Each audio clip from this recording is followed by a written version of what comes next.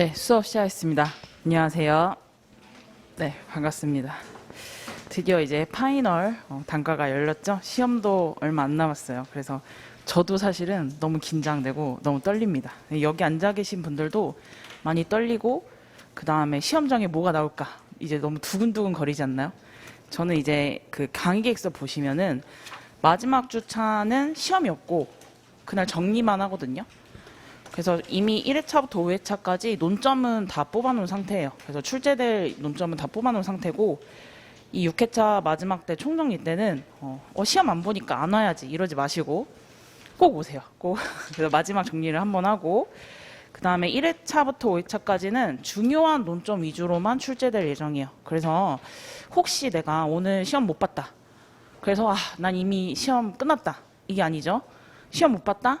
이 중요한 논점이니까 다시 복습해야지. 이렇게 하셔야 돼요. 사후적으로. 그래서 일단 A, B급 위주로 출제해드리는데 다만 우리가 그동안 제가 기본 이론부터 그죠? 저랑 쭉 따라오신 분들 지금 얼굴 딱 보이는데 우리가 기본 이론부터 뭐만 했냐면 A, B급만 주구장창 했어요. 그리고 제 스터디 다니신 분들은 좀 정리할 C급은 제가 먼저 드리기도 했습니다. 근데 여기 뭐 제 스터디를 안 보신 분들도 있으니까 그러면은 쭉 A, B급만 쭉 보셨죠. 그리고 그러면은 이제 저 C급만 하나요? 그건 아니에요. 출제 확률은 뭐가 더 높죠? A, B급이 훨씬 더 많은 거예요. 여기서 60%에서 70%가 출제되죠. 그죠? 자, 그러면 C급이랑 D급 우리가 말하는 소위 말하는 브리타죠. 그럼 C급, D급은 아예 출제가 안 되나요? 그건 아니에요. 아예 출제가 안 되는 해도 있긴 했는데 만약 출제가 된다면 20%에서 뭐 30% 범위 내. 그래서 우리 솔직히 2차 시험장에 많이 들어가잖아요. 그러니까 출제위원들이나 채점위원들도 다 압니다. 그래서 어느 정도 실력 있는 답안지들이 나오겠구나. 그러니까 난이도 조절을 할 수밖에 없어요. 그죠? 우리 합격생은 200명으로 한정되었기 때문에 그래서 이 200명 안에 드셔야 돼요. 200명 안에 드셔야 돼요.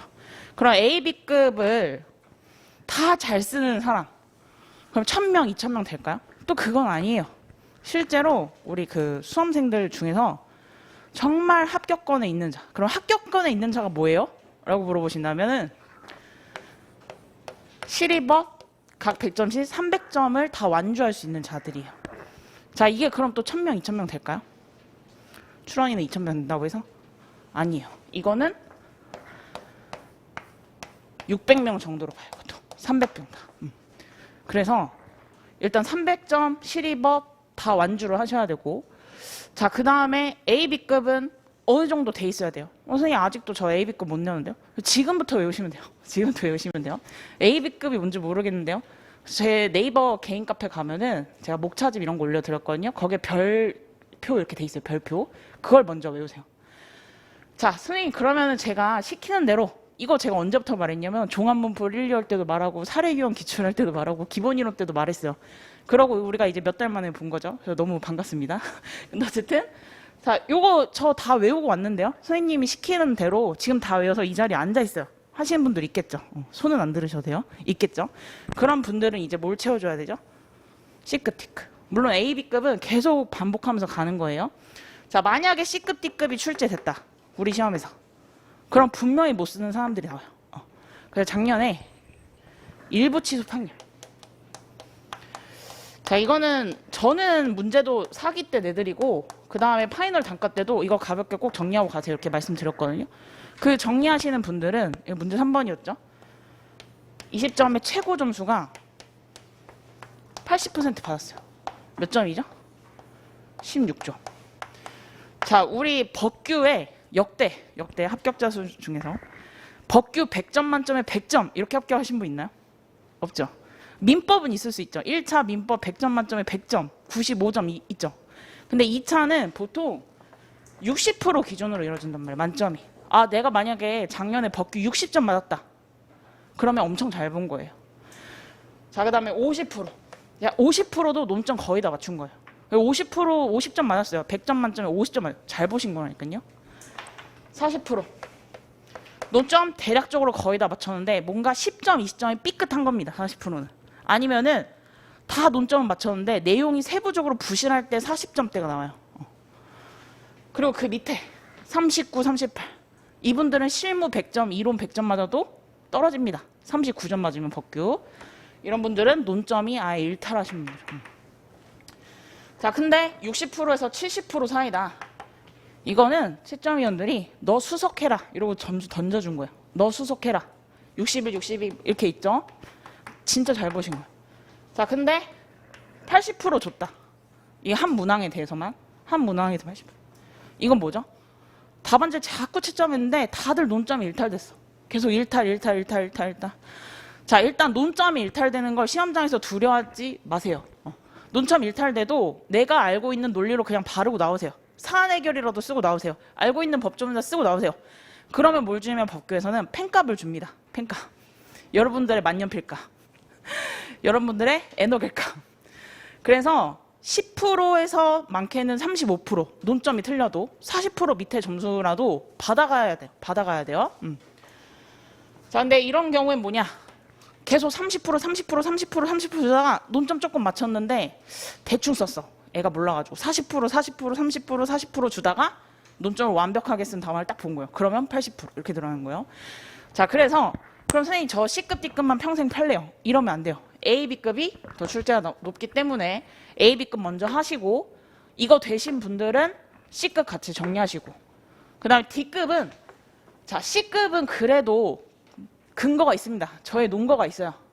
타 시험에서 출제가 됐던지 좀 깊은 논점, 세부 논점, 어려운 논점이라도 타 시험에서 출제가 됐던지 아니면 각종 대학원의 로스쿨도 있죠. 그 다음에 법학과의 법대 교수님들 있죠. 그분들이 중간 기말을 냈던가 아니면 우리 현업적으로 저희 감정평가사들도 의무연수라는 걸 받아요. 그래서 이제 업계에서 그 해 뭐 중요한 뭐 법령 개정 사항이라든지 판례 이런 거를 공부를 합니다. 스터디를 해요. 그때 던져지거나 아니면 학계에 논문이 있거나 그런데 우리 시험에서 출제가 안 됐거나 깊은 논점이거나 너무 약간 각진 논점 그래도 논거가 있다. C급이에요. 그래도 논거가 있다. 출제할 확률이 있다. C급. 자, 근데 D급은 정말 출제한다면 이거는 수험생들 골탕 먹으려고. 이건 뭐냐면은 시험장에 D급이 떴다. 그럼 일단 풀지 마세요. 그 글을 안 쓰라는 게 아니고 다 1번, 2번, 3번, 4번 다 쓰고서 그 다음에 D급 논점으로 돌아오셔서 그때 내가 알고 있는 법조문과 근거 논리로 바르는 겁니다. 그렇게 D급은 브리타 대비하는 걸 이제 말씀을 계속 드릴 거예요. 자, 그래서 우리가 얼마 안 남아서 저도 떨려요. 그래서 지금 우리가 한 달하고 2주 정도 남았죠. 한 달하고 2주면은 일단 시리버 기본 강의도 들었고 그다음에 문풀 강의도 한번 들어봤고 문제 답안지도 써보려고 했고 이러신 분들 있죠. 그런 분들이 잘 정리만 하면은 충분히 붙을 수 있어요.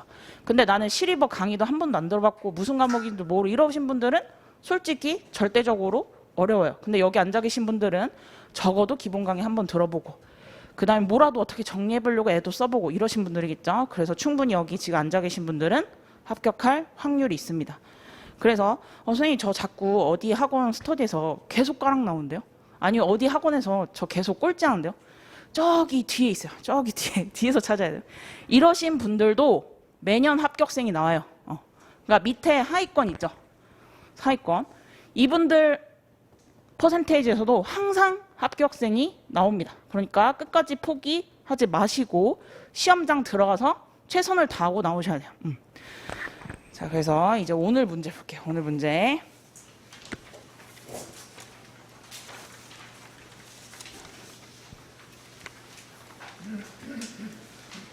자, 오늘 문제를 딱 봤을 때 문제 1번 딱 보면은 간접손실의 의익 법적 근거 뭐 시행 결과로 휴업이 불가피한 경우 뭐 그다음에 뭐 영업손실 보상을 청구할 수 있는지. 자, 물음 1, 2, 3을 딱 이제 페이지 이제 5분 전에 딱 주죠. 파분 검사하라고. 그럼 물음 1, 2, 3번은 쉬워요, 어려워요? 여기서 어렵다고 하시면은 기본서를 한번 다시 보면 돼요. 근데 만약 내가 딱 봤는데 이거 쓸만하다 하면은 좀 쉬운 거예요. 근데 쉬우면은 옆에 있는 친구들도 잘 씁니다. 그죠? 나랑 같이 스터디한 친구들도 잘 쓰고 그 다음에 스터디가 100명이었다. 그러면은 50명 절반을 쓰는 논점이에요. 50명 절반. 그럼 이 문제 1번 40점인데 쉽네? 이런 느낌이 딱 와야 되고. 자, 그 다음에 문제 2번을 딱 보면은 자, 오늘 좀 무난하게 됐어요. 첫날에서 항고 소송이 대상이 되는 처분인지 검토하시오. 표준지 공시지가. 그렇죠. 자, 이것도 뭐죠? 기본 논점이죠. 이것도 쉽네. 이래야 돼. 쉽네. 물음이 사실은 이것도 대놓고 줬는데 위법한 독립사유를 주장할 수 있는지, 그 다음에 위법사유는 취소사유 보고 제소기간을 도구한 거. 자, 어떻게 해요? 논점을 어떻게 하죠? 지금쯤 보면은 떠먹여준다는 느낌이 좀 안 드시나요? 그죠? 하자승계. 행정법의 기본 논점이 났죠. 문제 2번도 쉽네. 자, 근데 문제 3번. 자, 문제 3번 좀 어려울 수 있어요. 끝에 보시면은 헌법상 재산권에 반한다고 생각하고 A 주장을 관철할 수 있는 법적 수단을 설명하시오. 자, 법규명령의 통제 수단을 공부 안 하셨다면 이건 어려울 수도 있습니다. 어려울 수도 있어요. 자, 문제 4번. 자, 그리고 시험지 맨 마지막 장이 있죠. 시험지 맨 마지막 있죠. 자, 우리 시험지 파본 검사할 때 물론 이제 이렇게 논점도 한 번씩 봐야 되는데 문제 끝도 보세요. 옛날에 어떤 분이 수험생분이 이렇게 문제 4가 맨 마지막 장이 있었어요. 그래서 그냥 문제 1번부터 그냥 쭉 푼 거야. 그리고 시간이 남나 했는데 알고 봤더니 뒤에 문제 4번이 있었던 거지. 그래서 문제 4번 날린 채로 떨어졌습니다. 떨어졌어요. 그리고 그 다음에 붙었어요. 그래서 끝까지 문제랑 배점을 한 번씩 확인해 봐야 돼요. 자, 문제 4번 토지보상법상 공탁제도. 자, 준비를 했으면 쉽고 만약에 내가 공탁에 있는 뭐 거할부합 요건 40조를 안 내었다면은 어렵고 이렇게 되죠. 근데 1번부터 4번까지 다 무난하죠. 자, 이런 패턴으로 나온다 하면은 법규에서 난이도 조절한 게 아닙니다. 자, 우리 공단에서 아까도 말씀했듯이 뭐 1000명, 2000명 되는 수험생 풀 중에서 딱 200명을 뽑아야 되죠. 그래서 과목 하나를 출제위원이나 출제위원들에게 말을 합니다. 요걸로 좀 난이도 조절 좀 해주세요. 그게 돌아가면서 와요. 근데 보통 우리 2차, 그러니까 물론 1차는 회계학 경제학 이게 맞는데 회계학 경제학. 근데 가끔 이제 한 번씩 튀죠. 부원론 아니면 민법 뭐 이렇게. 그러면 되게 어렵게 나오죠. 어쨌든 2차는 보통 실무죠. 실무인데 가끔 이론 법규도 있어요. 근데 이론 법규가 이렇게 무난하게 났다 하면은 실무가 불지옥일 수도 있어요. 자, 그래서 딱 실무 1교시에 딱 들어갔는데 와, 이거 시간 내에 풀지 못해. 막 딱 계산기가 아무도 안 두드려. 시험 시간에 아무도 안 두드려. 그리고 막 한숨만 막 뒤에서 들려. 막 이러면서. 그래서 시험장에 1교시가 딱 끝나는데 쉬는 시간에 막 소리가 막 요란해. 어렵다 막 이러면서. 그럼 어려운 거, 진짜 어려운 거. 그리고 내가 만약 10점, 20점 못 풀었어. 그럼 집에 가야 되나요? 나 못 풀었으니 이미 끝났는데. 그거 아니에요. 간혹 가다가 실무 10점, 20점 못 풀어도 나머지 잘 풀었으면은 합격합니다. 합격해요. 실무는 노내고 이론 법규는 1번부터 4번까지 다 쓰셔야 돼요. 근데 실무가 그 정도로 어렵다. 그럼 이론이랑 법규는 무난할 수도 있어. 그러니까 끝까지 실의법 다 보고 오셔야 돼요. 진짜 실무를 보고 집에 가신 분이 한 교실에 1명, 2명씩 있을 수가 있습니다. 근데 우리는 그러지 말기. 자, 그럼 문제 1번부터 3번까지 다 무난한 문제가 나왔어. 근데 내가 실무를 1교시 때 실수한 게 자꾸 생각이 나. 그래서 법규에서 만회를 하고 싶어. 이런 마음이 생길 수도 있겠죠. 실무는 딱 40점만 맞고 아니면 41점 맞고 이론 적당히 50점 맞은 거 같은데 법규에서 왠지 55, 60, 62를 맞아야지 평균을 딱 끌어올릴 것 같아. 그런 느낌이 오죠. 그럼 어떻게 해야 되죠? 차별화를 해야죠. 그죠? 차별화를 해야죠. 자, 그래서 우리 문제 1번에 다시 이제 물음이를 보시면은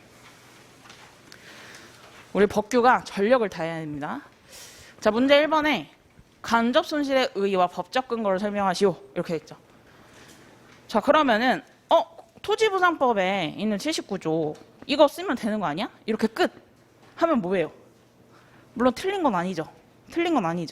근데 우리가 기본 개념이나 이론 때, 그러니까 이론 강의 때, 처음 강의 때 어떻게 배웠어요? 근거를. 헌법적 근거, 법률적 근거 이렇게 배웠죠. 그럼 이 두 가지로 나눠줘야겠다. 이런 생각도 들겠죠. 자, 그다음에 물음이. 자, 감적 손실 보상 요건에 대해서 설명하고 끊어주시고 일단 요거를 자세하게 설명해 주는 게 채점 기준에 들어가겠죠. 자, 그다음에 위 사안의 잠업사가 토지보상법 시행규칙 64조 1항 2호에 정한 지구 박 동글뱅이 영업손실보상 요건이 공익사업 시행으로 인한 그 밖에 부득이한 사유로 일정 기간 휴업이 불가피한 경우에 쭉 밑줄게요. 공익사업의 시행 결과 동글뱅이 하시고 휴업이 불가피한 경우가 포함되는지 이렇게 나와 있습니다.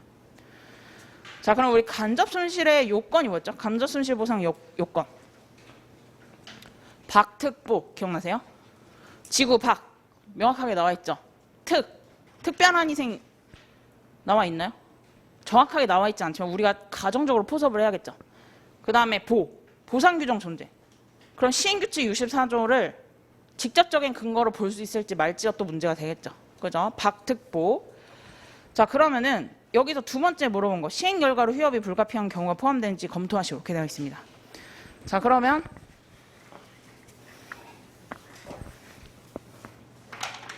자, 우리 문제 1에서 자, 물음 1은 사실은 의의와 근거였죠. 요거는 근거 같은 경우 얼마든지 뭐죠? 배점 조절을 할 수 있었고요. 자, 로마자 2에서는 물음이 문제에서 물어본 뭐 논점의 정리를 먼저 쳐도 되고 아니면 문제 소재를 빼주셔도 상관없어요. 그러면 문제에서 물어본 대로 간접 손실 보상의 요건. 요건 자체를 물어봤는데 지금 물음이의 배점이 20점이죠. 그러니까 목차를 하나하나 설명해줘도 충분히 쓸 수 있죠. 자, 그리고 특별한 희생 같은 경우에는 배점 조절하기가 제일 쉬운데, 그죠? 특별한 희생의 개념, 구별 개념, 그 다음에 구분 기준, 그죠? 그래서 학설 이름을 하나하나 나열할 수도 있고, 아니면 견해 대립이 있으나 이렇게 들어갈 수도 있죠. 그래서 만약에 내가 만약에 딱 이 문제를 보고 자신이 있고, 그 다음에 내가 피지컬이 돼, 내가 답안지를 16쪽을 쓰거나 아니면 17, 18도 쓸 수 있는 사람이 하면은 특별한 희생 자세하게 써도 되겠구나, 이런 느낌이 들 것 같아요. 특별한 희생을 좀 자세하게 써도 되겠구나. 자, 그 다음에 물음 3의 보상규정 존재를 자, 여기서 고민할 것 같아요. 자, 물론 저는 판례를 기반으로 낸 문제긴 한데, 자, 우리 간접 손실 보상의 구조가 어떻게 되냐면은 항상 밖은 줘요. 그죠? 간접 손실 보상은 밖이다 이렇게 줄 때도 있고 대놓고, 아니면 연접해 있다 이렇게 줄 때도 있고, 그죠? 밖은 줘요.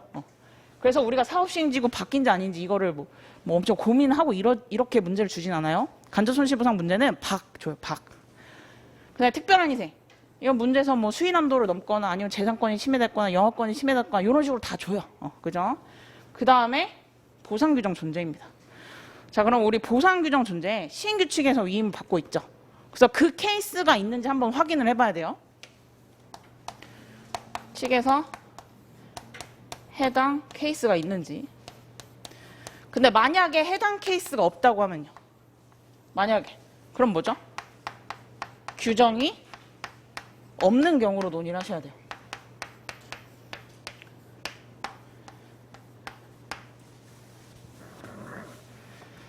자, 그러면은 고민했을 거예요. 만약 이거 판례를 제가 모른다고 가정을 하고 풀어볼게요. 그러면은 이때 시행 결과로 이것도 들어갈 수 있나? 이걸 먼저 고민했을 것 같고, 여기까지 무난하게 다들 썼을 것 같아요. 그럼 자기는 고민할 것 같아. 요걸로 갈지 아니면 시행규칙 64를 직접 근거로 볼지, 두 가지 길이 있어요. 두 가지 길이 있어요. 그래서 만약 판례를 몰랐다면 전 이렇게 쓰는 것도 괜찮다고 생각해요. 근데 만약에 여기서 판례를 아시는 분이 있었다면 어떻게 하죠? 직접 근거로 쓰되 대신 이렇게 가시는 분들은 어떻게 써야죠? 그죠? 판례 내용을 보여주는 거예요. 판례 내용을 보여주는 거예요. 자, 그래서 우리 예시답안 잠깐 오시면은, 자, 이쪽으로 오시면은 특별한 희생 엄청 간단하게 넣어놨죠? 이걸 더 자세하게 쓰셔도 됩니다. 특별한 희생 옆에다 배점 조절 이렇게 쓸게요. 배점 조절 양가로 2.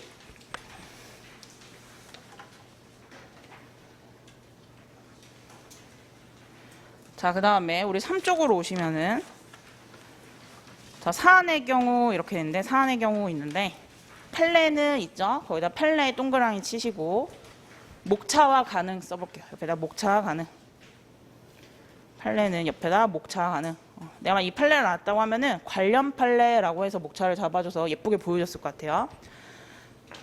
자, 그럼 보면은 지구 밖의 영업 손실은 시행과 동시에 발생한 경우도 있지만, 밑줄 쳐볼게요. 공익사업에 따른 공공시설의 설치 공사 또는 설치된 공공시설의 가동운용 여기다 밑줄로 발생하는 경우도 있어서 발생원인과 시점이 다양하므로 쭉 밑줄 칠게요. 지구 밖의 영업자가 발생한 영업손실 내용을 구체적으로 특정 동글뱅이 하여 주장하지 않으면 사업시행자로서는 영업손실 보상금의 지급 의무 전부 범위를 구체적으로 알기 어려운 특성이 있다. 그래서 79조 2항에 따라 우리 손실보상의 기한을 지금 공사 완료일로 되어 있는데 사업 완료일로 좀 고쳐주세요. 이게 개정조문에 있던 판례가 그대로 들어가서 사업 완료일로 고쳐주시고 사업 완료일 1년 이내로 제한하면서 영업자의 청구에 따라 보상이 이루어지는 것으로 규정하고 있으나 지구 밖에서 발생하는 영업손실에 발생 원인에 관하여 별다른 제한 없이 급하기에 부득이한 사유라는 추상적 일반적으로 규정한 것이 쭉 내려오시면 간접손실의 영업손실의 특성을 고려한 결과로 판시하였다. 그래서 옆에다 직접적인 근거 써볼게요. 직접적인 근거로 보고 있습니다. 그래서 결국은 사례 해결도 이 판례 내용을 좀 그대로 포섭을 했습니다. 그러면 마지막 줄 보시면은 따라서 사안의 경우 시행규칙 64조에 포함된다. 그러니까 이 문제 답안지조차는 보상 규정이 없는 경우 논의로 간 게 아니라 바로 칙 64조를 적용한 요건으로 바로 포섭을 들어갔어요. 자, 그 다음에 우리 5쪽으로 오시면은 물음 3 같은 경우에 간접손실보상 청구의 절차에 대해서 설명하고 그러니까 절차 하나 설명해 주신 다음에 그리고 맨 마지막 물음이 뭐죠? 우리가 하도 많이 써봤죠. 재결 절차를 거치지 않은 채 곧바로 사업 시행자를 상대로 영업손실 보상을 청구할 수 있느냐? 이게 무슨 논의죠? 재결 전치주의. 재결 전치주의죠. 자주 출제됐죠. 그래서 우리 토지보상법에 나와 있는 보상금들 있죠. 농업손실 보상금, 자녀지에 관련된 보상금, 그죠? 영업손실 보상금. 이거 재결 안 거치고 바로 사업 시행자 상대로 돈을 구하는 청구 소송을 걸 수 있나요?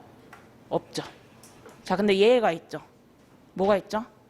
주거이전비. 자, 재결 전치주의 예외 주거이전비 하나 있죠. 그럼 재결 전에는 행정소송법 당사소송으로 가면 돼요. 그죠? 그래서 우리 주거이전비나 아니면 이사비나 이주정착급 같은 보상금들 있죠. 그거는 왜 그래요? 왜 여기는 다른 건 다 재결 전치 거치라고 해놓고 왜 주거이전비는 재결 안 거치고 소송 갈 수 있다고 하는 거죠? 그죠? 자동 산정이 됩니다. 이거는 우리 평가사들이 평가하는 게 아니라 그냥 사업 시행자가 산정할 수 있어요. 그래서 물음 3 옆에다가는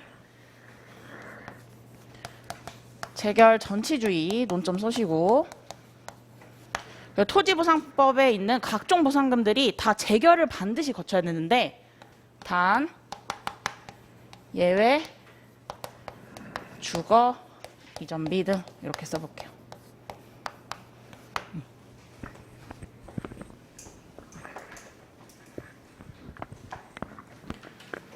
자, 그럼 재결 전치주의 같은 경우에 재결 전치주의 같은 게 뭐 어디 법조문에 뭐 토지보상법 몇 조에 재결을 반드시 뭐 거쳐야 한다 이런 거 써져 있나요? 없죠. 판례 있죠, 근데. 그래서 우리 6쪽으로 오시면은 3. 재결 절차를 거치지 않은 채 곧바로 사업 시행자를 상대로 보상을 청구할 수 있는 여부. 그냥 문제에서 물어본 대로 목차를 잡으셔야 돼요. 시험장 가셔서 이거 목차 뭘로 잡지? 고민하지 마시고 그냥 문제가 물어본 대로 잡으세요. 다만 여부 옆에다가 가로 열고 판례 이렇게 써줘. 판례. 3번 목차 너무 긴데요. 그냥 관련 판례 이렇게 쓰시면 돼요. 나중에. 그래서 우리가 일반적으로 봤던 일반 그 판례요. 토지보상법의 규정 내용 입법 취지를 종합하면 사업은 이날 사업시행지구 밖에서 영업을 휴업하는 자가 시행자로부터 시행규칙 47조 1항에 따라 영업손실에 대한 보상을 받기 위해서는 34조 50조의 재결절차를 갖춘 다음 그 불복이 있는 때 비로소 83, 85조에 따라 구제를 받을 수 있다. 그리고 이제 쭉 밑줄 볼게요. 이러한 재결 절차를 거치지 않은 채 곧바로 사업 시행자를 상대로 손실보상을 청구하는 것은 허용되지 않는다고 판시하였다. 그래서 이게 재결 전치주의 일반적인 판례죠. 자, 그래서 일단 문제 1번은 무난한 논점인데 그 문제 분석자로 이렇게 한 장 딱 넘겨 보시면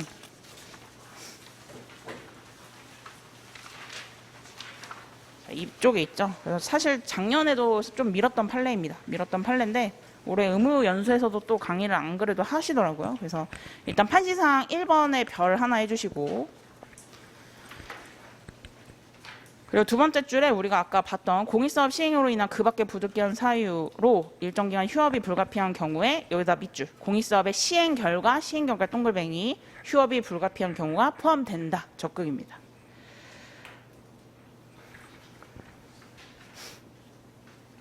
자, 그 다음에 우리 판시사항 2번으로 오시면은 두 번째 줄 보시면은 그럼 손실보상과 아까 우리가 봤던 토지보상법에 있던 손실보상과 환경정책기본법 요거는 보실 필요는 없지만 손해배상 청구권이 동시에 성립하는 경우에 영업자가 두 청구권을 동시에 행사할 수는 없습니다. 소급. 그런데 여기 밑줄 쳐볼게요. 해당 사업의 공사 완료일부터 1년. 우리 지금 바뀐 개정법을 하면은 사업 완료일이 됩니다.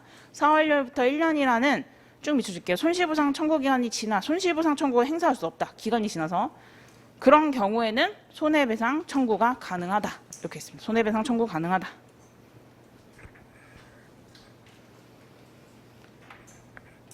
그래서 이번 논점은 하나만 알아주세요. 둘 다 동시에 행사할 수는 없지만 양립할 수 없지만 하지만 손실보상 청구 기간이 지났다. 그러면 어떻게 한다? 손해배상이 가능할 수 있다. 자, 그다음에 3번 판시상 3번 보시면은 우리가 아까 봤던 재결 전치주의예요. 그래서 재결을 거쳐야 한다. 그다음에 4번은 요거는 한번 읽어보세요. 한번 읽어보세요. 보증서입니다. 결국은. 그래서 손실 항목, 보상 항목이다 하면은 보상금 증가 청구 소송을 제기한다. 그래서 4번도 한번 읽어보시고 그리고 안에 이제 뭐 3페이지 4쪽, 5쪽 있죠. 요거는 안 읽어보셔도 돼요, 사실은. 그래서 제 강의 듣는 사람과 안 듣는 사람을 차별하기 위해서. 그래서 중요한 거는 제가 이렇게 말씀드리고 별표, 그다음 밑줄 이렇게 말씀드리고 다만 이제 전문을 실어 드리는 거는 이제 혹시라도 궁금하신 분들이 있을까봐 이렇게 전문을 실어 드리는데 지금 제가 말해드린 그 부분 있죠. 그것만 답안지 정리해서 들어가시면 됩니다. 그래서 우리 문제 1번은 이제 별 3개로 중요하다고 보이고요. 그 다음에 우리 문제 2번 같은 경우에는 별 2개입니다. 쉽지만 기본 논점이지만 이게 2022년 올해 4월 30일에 법원행시에서 나왔어요. 법원행시 행정법 국가시험이죠. 그런데 문제 2번을 보면 어때요, 느낌이? 우리 시험 같지 않나요? 우리 시험.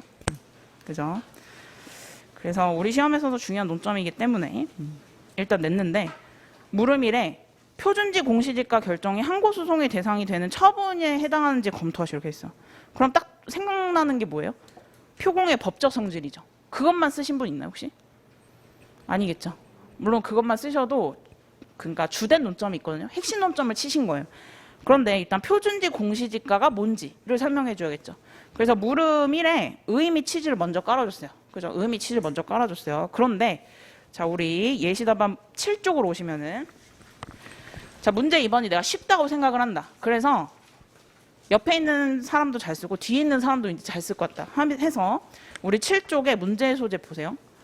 물음 1과 관련하여 소송법 2조 1항 1호에서는 처분 등이라 함은 이렇게 했어. 옆에다 플러스 알파 차별화 이렇게 써볼게요. 차별화. 문제에서 뭐라고 물어봤으니까 처분에 해당하는지 검토하라고 했으니까 우리 처분 어디 있어요? 처분 등 2조 1항 1호 있죠. 소송법에. 그거를 한번 건드려 준 거예요. 일부러 차별화 시키려고.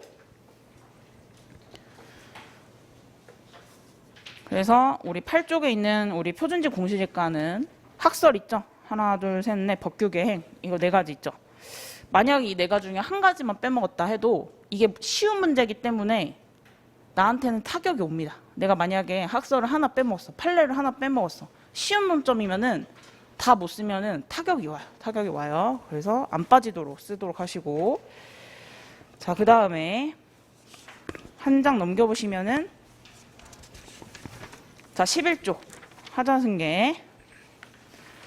자, 양가로 이 판례. 자, 원래 보통 우리 하자승계 때 그냥 판례 이렇게 쓰죠. 판례. 자, 근데 봐봐요. 반가로 1, 반가로 2 이렇게 나눴어요. 그래서 반가로 1, 반가로 2 묶으시고 이것도 또 차별화 플러스 알파 이렇게 써볼게요. 자, 이게 쉽다고 생각을 하고 있기 때문에 남들보다 1.2점 더 받아서 상대평가에서 우월적인 지혜에 쓰려고 기존 판례, 관련 판례 이렇게 나눠서 보여주는 거예요.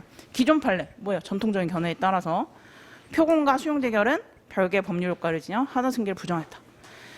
자, 우리 표준지 공시지가 결정 법적 근거는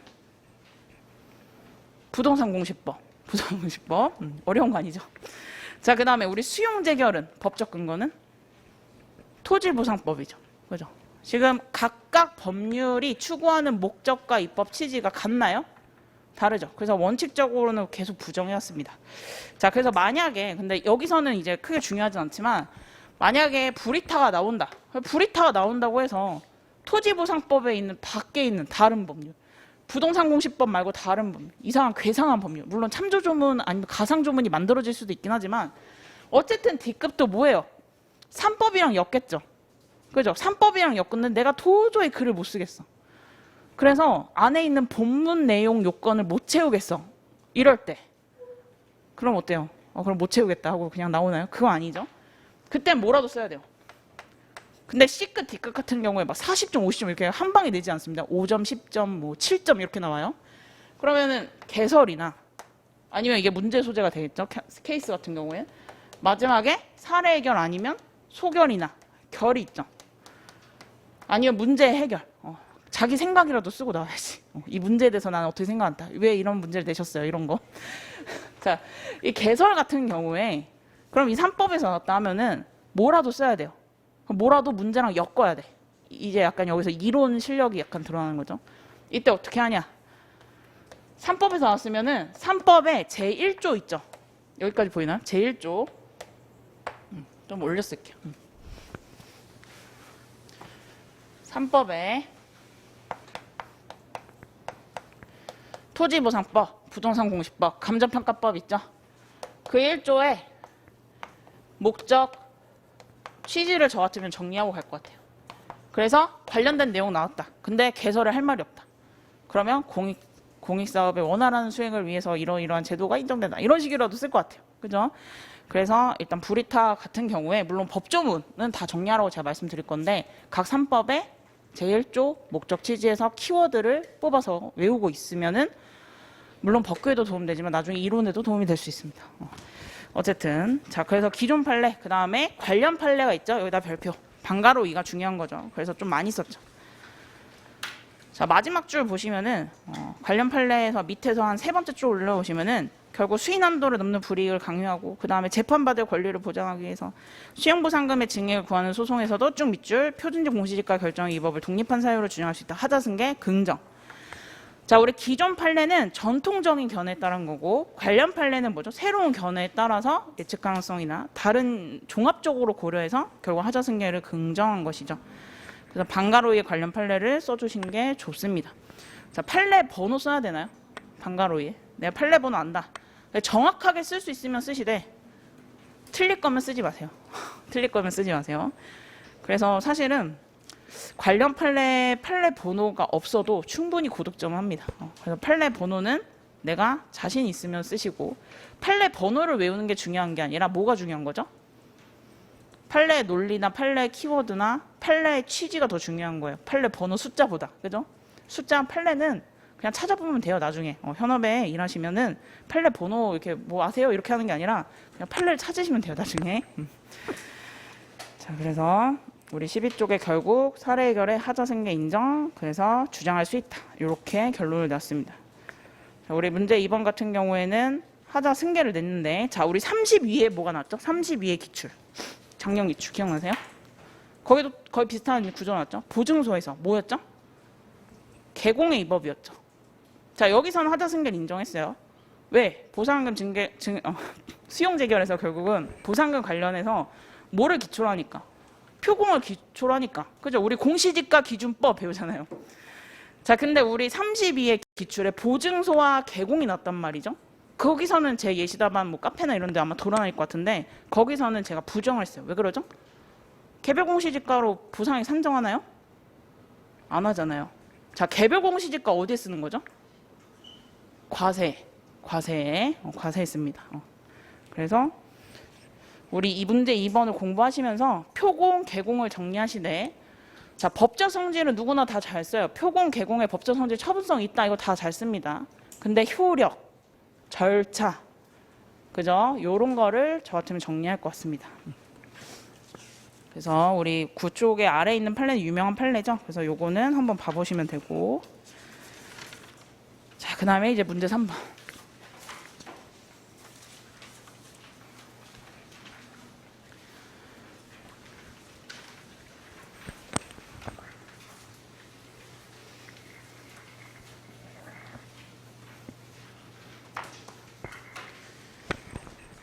자, 우리 문제 3번은 별 2개만 하겠습니다. 별 2개. 자, 구체적 규범 통제는 22에 우리 시험에 나오고 그 이후로 안 나오고 있죠. 그래서 한 10년 동안 안 나오긴 했지만 타 시험에서 좀 나오고 있기 때문에 한 번 정도 정리하고 가실만 합니다. 자, 우리 문제 3번 보시면요. A는 땡땡 공익사업의 피수용자로서 농업손실 보상 대상자이다. 그런데 우리 보상법 77조 사항은 농업손실 보상의 구체적인 산정, 방법, 기준에 관한 사항을 자, 국토교통 부령으로 정하도록 임하고 있다. 그 임에 따라서 자, 동글뱅이 토지보상법 시행규칙. 자, 토지보상법 시행규칙의 성질이 뭔가요? 시행규칙. 누가 어제 밤인가? 밤에 누가 물어보셨는데? 토지보상법 시행규칙 성질이 뭔가요? 행정규칙인가요? X. 물론 법보충인가요? 뭐 법령 보충조 행정규칙 이렇게 물어보는데 X. 자, 그거는 과거에 판례고 과거의 기준을 해석을 한 것이고요. 시행규칙 뭐예요? 시행규칙. 시행규칙. 뭐예요? 행정입법 중에 뭐예요? 행정입법. 행정입법 뭐가 있어요? 제가 너무 어려운 걸 물어본 거 아니죠? 행정규칙과 뭐가 있죠? 법규명령 있죠. 그럼 시행규칙 뭐예요? 법규명령.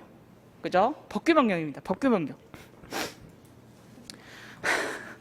자, 그래서 이러한 것에 따라서 한 세 줄 내려오시면은 규정함으로써 실제 소득 적용 영농보상금의 상한을 설정하였고, 그리고 좀 미쳐볼게요. 이러한 토지보상 시행규칙이 토지보상법상 이임의 법.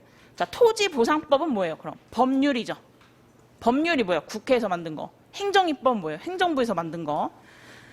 범위도 벗어났으며 쭉 미쳐줄게요. 헌법상 재산권에 반한다고 생각한다. 그리고 단순히 법규명령의 통제 수단이 아니라 A의 주장을 관철할 수 있는 법적 수단, 형광펜. 자, 기출문제 유형을 그대로 들어온 거예요. A의 주장을 관철할 수 있는 법적 수단. 그리고 법적 수단 밑에다 구제 수단도 들어와도 똑같습니다.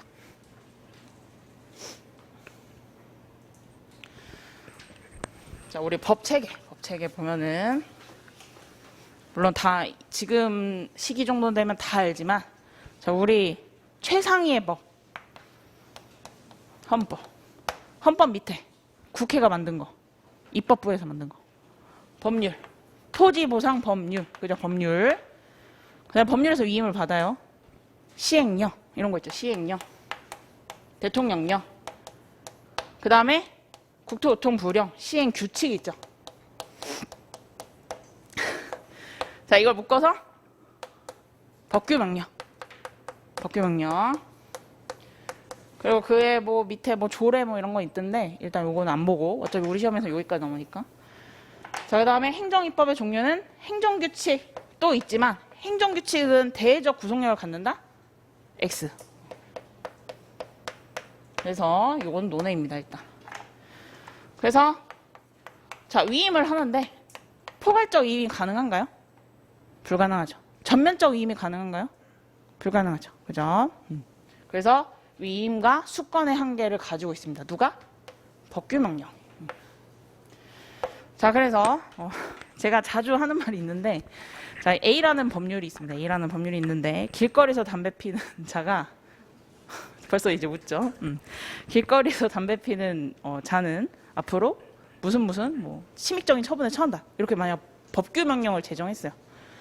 그래서 생각해보니까 그 딱 제정된 거 보고 나 담배 피는데 흡연자. 기분이 나빠. 그래서 바로 그걸 가지고 소송을 갈 수 있나요? 못 가죠. 왜 못 가죠? 우리나라는 구체적 규범 통제를 취하고 있기 때문에. 그러면 이걸 다투고 싶어요. 이 법규명령이 뭔가 싸가지가 없는 것 같아. 그래서 이걸 다투고 싶어. 그럼 어떻게 해야 된다? 예를 들면 뭐 벌금이었다고 하면 경찰관 앞에서 담배를 피면 된다. 그래서 잡혀가서 그때 따지면 되죠.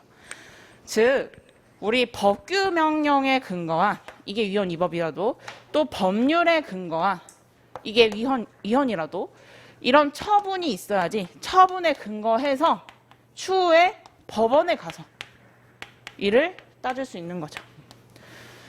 자, 위헌 법률 심판은 몇 조에 있나요? 근거가.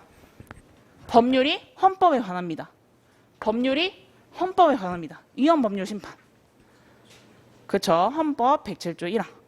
그 다음 명령규칙 심사권은요. 명령규칙이 여기서 말하는 게 뭐죠? 법규명령이었죠. 자, 우리 헌법 잠깐 펴봐요. 법정 헌법. 반은 모르고 반은. 자, 헌법 107조 1항. 자, 맨 앞에 있겠죠, 법전 앞에. 법전은 항상 갖고 다니세요. 시험장에 법전 놓고 가실 건가요? 아니죠. 시험장에 법전 들고 가실 거죠. 그래서 딱 시험 끝나고 1교시 때 잔여지 나왔어. 잔여지 규정 뭐였지? 까먹었어. 그래서 앞으로는 이제 1교시에 잔여지 나왔으니까 2교시, 3교시 때 잔여지 안 나오겠지? 안 나오나요? 나올 수도 있죠. 자, 2교시 때 직업윤리 관해서 나왔어. 그러면 우리 뭐 감정평가법에 성실히 뭐 나오겠어? 이거 사투리 같은데? 나오겠어? 나올 수도 있지. 그래서 쉬는 시간에 갑자기 딱 궁금한 법전 생겼다. 그럼 바로 찾아봐야 돼요. 법전 가져가세요. 자, 헌법 107조 1항. 자, 법률이 동글뱅이, 헌법에 위반되는 여부가 동글뱅이. 자, 법률이 법규 명령에 반한다? 그거 이상하죠? 그죠? 상위법 우선의 원칙이죠. 법률은 뭐만? 제일 위에 법, 헌법만. 그죠? 위반되는 여부가 형광펜 재판의 전제가 된 경우에 법원은 동글뱅이 헌법재판소에 제청하여 그 심판에 의하여 재판한다. 자, 그러면 우리 법률이 헌법에 위반되는 여부는 자, 법률이 헌법에 반합니다 하고 그 처분에 따라서 법원에 갔어요. 그럼 법원이 바로 심사한다? X. 어떻게 한다? 법원이 헌법재판소에 어떻게 한다? 제청을 합니다. 그래서 헌재가 딱 봤을 때 알고 봤더니 이분도 흡연자셨어. 찬성, 인용. 이렇게 할 수 있지만 이 사람은 비흡연자였어, 판사님. 그래서 기각 결정을 내릴 수도 있겠죠. 자, 그럼 이 사람은 영영 이제 구제를 못 받나요? 이런 경우에 하나 더 남았죠. 뭐가 남았죠? 그렇죠. 헌법소원 남았죠. 기각된 경우에 최후의 수단으로 뭐가 남았죠? 헌법소원. 그죠? 헌법소원이 남았죠. 헌법소원. 기본권이 침해되고 첫 번째 요건. 두 번째 요건 보충성. 자, 우리 행정법에서 보충성보다 최후의 수단이다. 기각돼서 안 돼서 구제받을 길이 더 이상 없을 때 어디로 간다? 헌소로 간다. 헌법소원으로 간다. 자, 그러면은 법률이요. 자, 그 다음에 두 번째. 법률에서 이인받은 시행령이나 시행규칙이 법률에 반한다. 위법하다. 아니면은 시행령, 시행규칙이 헌법에 반한다. 위로 이렇게 주장할 수 있겠죠. 자, 그런 경우에 어떻게 된다? 우리 2항을 보시면은 명령규칙, 여기서 말하는 건 법규명령이에요. 헌법이나 법률에 위반되는 여부가, 그죠? 시행령, 시행규칙 위에 있는 게 헌법이랑 법률이죠. 밑줄. 재판이 전제가 된 경우에 자, 여기선 뭐다? 대법원 동글뱅이. 자, 만약에 법규명령에 근거한 처분을 따질 때 이때 법규명령이 법률이나 헌법에 반한다고 칩시다. 그럼 어디서? 이때는 최종 3심인 대법원에서 이렇게 된 거죠. 그죠? 이런 구조죠. 자, 그러면은 이미 거의 다 끝났어요. 논점은. 보시면은 다시 문제로 돌아오시면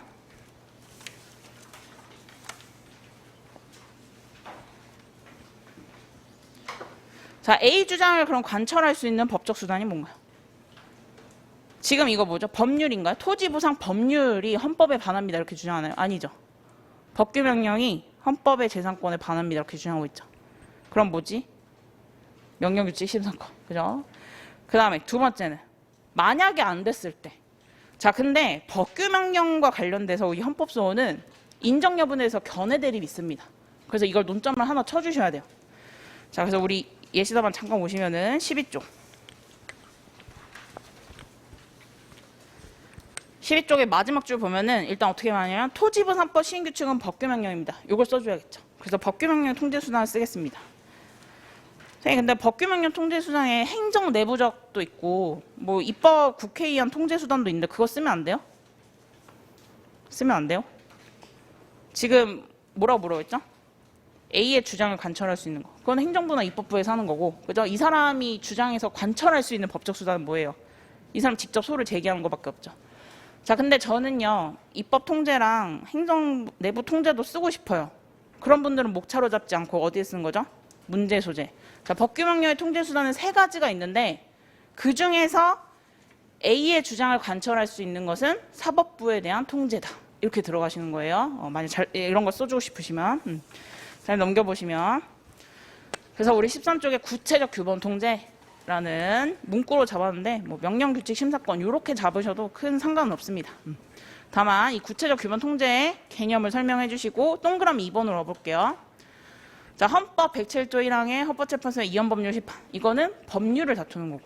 107조 2항에서 법원의 명령규칙 심사권을 규정하고 있어서 구체적 규범 통제 제도를 취하고 있다. 이렇게 두 가지를 설명해 준 거야. 그 중에 우리가 명령규칙이다. 그 다음에 재판의 전제성과 효력. 이거 같이 설명해 주시고 14쪽으로 오시면은 양가로 1. 법규명령 법률은 있어요. 헌법재판소법에 있어요. 근데 법규명령은 규정이 없단 말이죠. 근거가 없단 말이죠. 자, 그래서 법규명령에 대한 헌법소원이 가능한지 견해가 대립되는데 부정설, 긍정설 각각 보시고 동그라미 3번 쭉 밑줄게요. 헌법재판소는 긍정설을 취하고 있다. 헌법재판소는 왜요? 자기 일이 늘어나니까 좋겠죠. 일감이 늘어나니까. 그래서 쭉 밑주시면 헌법소원의 기본권 제도로서 기능을 보장하기에 명령규칙에 대한 헌법소원을 인정하는 것이 타당하다.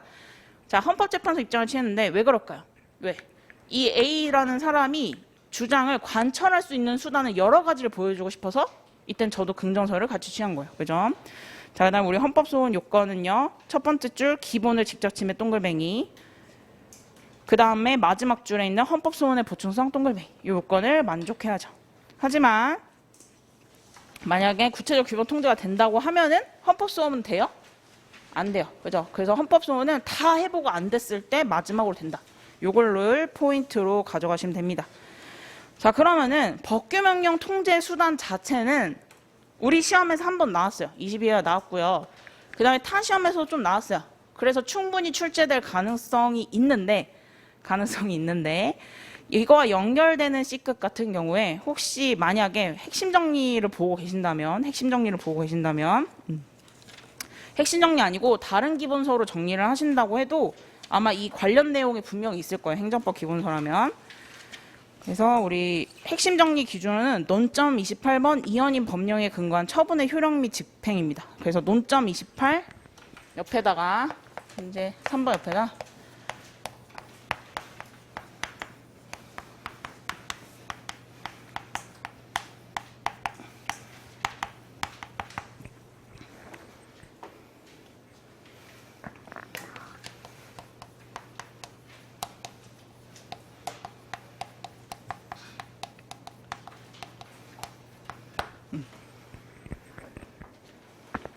그래서 혹시 핵심 정리 말고 다른 교재를 공부하셔도 이 개념이 분명히 행정법 자기가 보는 책에 있을 거예요.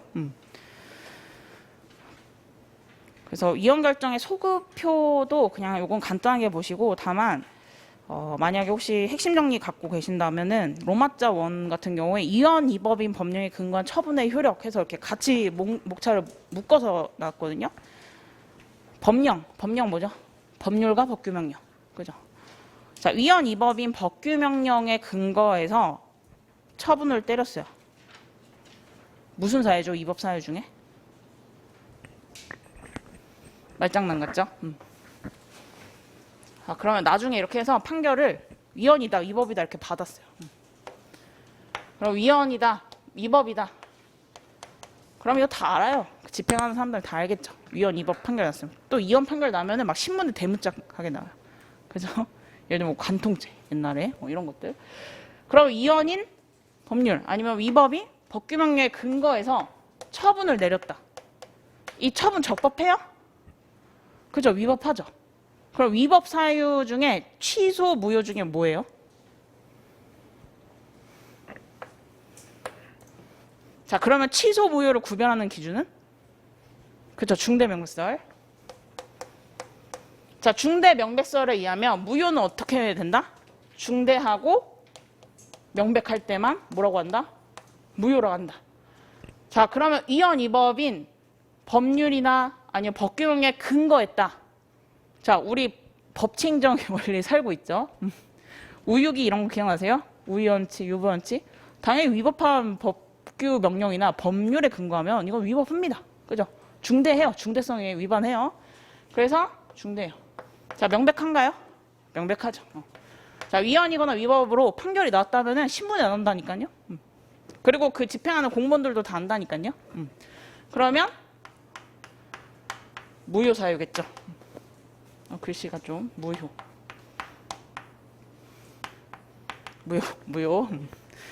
자, 그러면 그 전에 자, 이 사람이 이렇게 처분 내리고 자기가 이거 위헌 위법인 것 같은데 이렇게 만약에 소를 걸었어요. 그럼 그 전에는 위헌 위법 판결 나기 전에는 그때 내린 처분은 그 처분의 집행자는 이게 나중에 분명히 위헌 판결이 날 것이야. 위헌 판결이 날 것이 알아요? 모르죠. 근데 중대하긴 하죠. 그죠?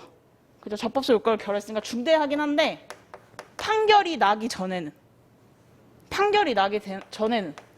모른단 말이에요. 법원에 가서 판결을 받아야지 이게 위헌인 법률인지 아니면 위법인 법규 명령인지 안단 말이죠. 명백하진 않아요. 이때는 뭐다? 취소사유다. 취소사유다. 요거 하나만 정리하시면 됩니다.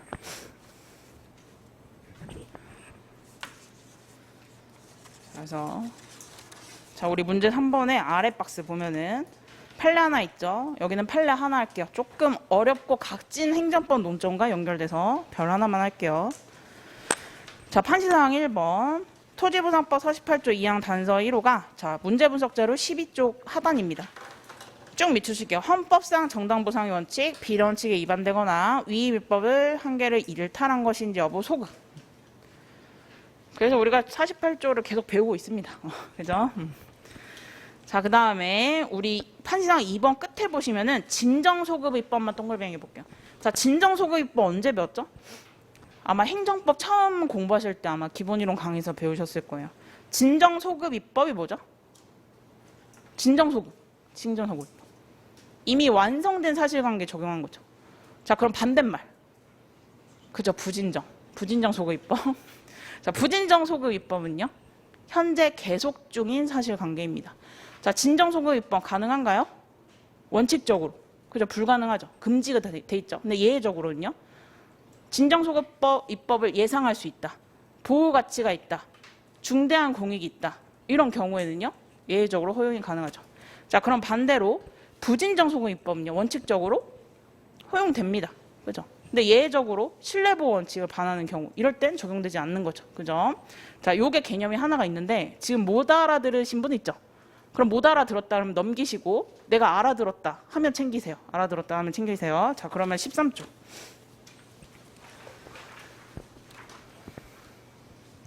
자, 판시상 2번 보시면은 사업인정 고시일 전부터 해당 토지 소유하거나 사용권을 확보하기 적법하게 농업에 종사해온 농민은 쭉 밑추실게요. 사업인정 고시일 이후에도 수용 개시일 전날까지는 해당 토지에서 그간의 농업을 계속할 수 있다. 그리고 사업인정 고시일 이후죠. 이후에만 동글뱅이 하시고 한 줄 내려오시면은 무관한 어떤 다른 사유로 경작을 중단한 경우에는 손실보상 대상에서 제외될 수 있다. 쭉 밑주시고. 자, 그 다음에 사업인정 고시가 이루어졌다는 점만으로 우리 농민이 영농보상금 청구권을 여기다 밑줄 확정적으로 취득하였다고 볼 수 없으며, 자, 그 다음에 형광펜 해볼게요. 보상 협의 또는 재결 절차를 거쳐 협의 성립 당시 수용 재결 당시 사정을 기준으로 구체적으로 산정되는 것이다. 여기까지. 그리고 옆에다가 그 두 번째 문단 있죠? 그 판시상 2번 옆에다가 현재 계속 중인 사실 이렇게 써볼게요. 현재 계속 중인 사실. 현재 계속 중인 사실. 그리고 두 번째 문단 끝에도 뭐 장래 손실에 대해서 보상하는 것이다. 이런 식으로 써 있고요. 그 다음에 이제 세 번째 문단 오시면은 따라서 이 토지보상법 시행규칙 부칙과 관련해서 한 줄 내려오시면은 구체적인 산정 방법 기준에 관해서 이 제5로 개정된 토지보상법 시행규칙은 한 줄 내려오시면 쭉 밑쳐볼게요.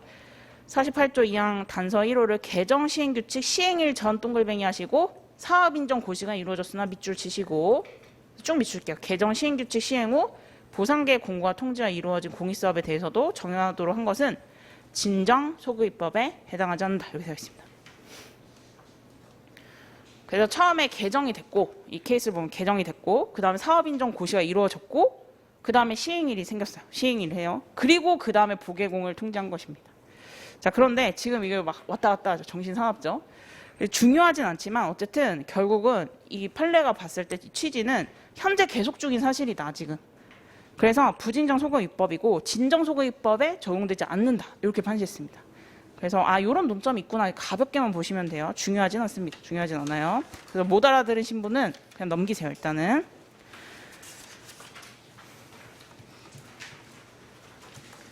자, 그 다음에 넘겨보시면은 자 17쪽 보시면은 혹시 내가 조금 더 공부하고 싶다 하시는 분들 17쪽에 나 있죠. 나 하단에 있어요. 맨 마지막 하단에 나만 보세요. 나만 10조 하단에 나만 체크해 두시고 그 다음에 넘겨보시면은 19쪽. 자, 문제 4번인데 논점이 그대로 드러나 있죠. 이런 경우 얼마나 똑같이 정확하게 서술하냐에 따라 다릅니다. 문제 4번 별 2개 해주시고 자, 공탁 나왔나요? 우리 시험에서 간편 기출에서 한 번도 안 나왔죠. 그죠? 근데 우리 재결 신청 청구권 협의 성립 확인도 그렇듯이 원래 안 기출되다가 이제 30회가 29회, 28회, 30회 이 정도 쌓이면서 이제 다른 사업 인정 재결만 뿐만 아니라 다른 개별적인 논점들도 나오고 있어요. 그래서 일단 공탁은 중요하고 일단 특히 요건 있죠. 그 부분을 좀 정확하게 보시는 방향으로 쓰시면 되는데 10점 쓰라고 했는데 저는 공탁의 내용 방법 이거 못 쓰겠는데요. 그럼 어떻게 할까요? 100점 안 채우나요? 아니죠. 내가 알고 있는 관련 판례라도 쓰고 100점을 채우셔야 합니다. 그래서 이 목차 말고 다른 내용 맞게 쓰셨으면 점수는 다 드릴 예정이에요. 자, 그 다음에 보충 프린트가 하나 나갔을 거예요.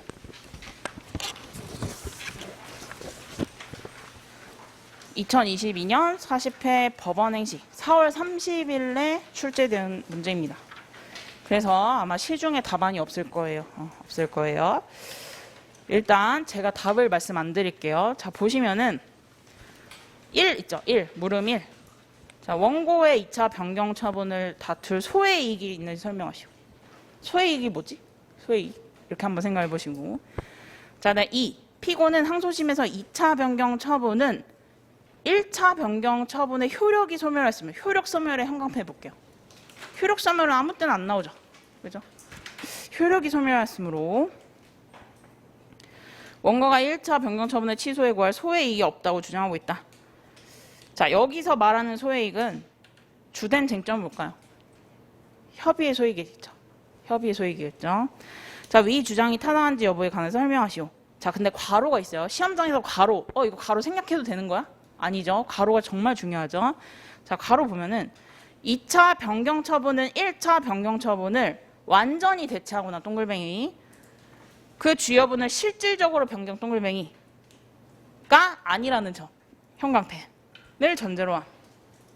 자, 이거 어디서 많이 보지 않았나요? 혹시 기억나는 판례 있으신가요? 실질적 변경?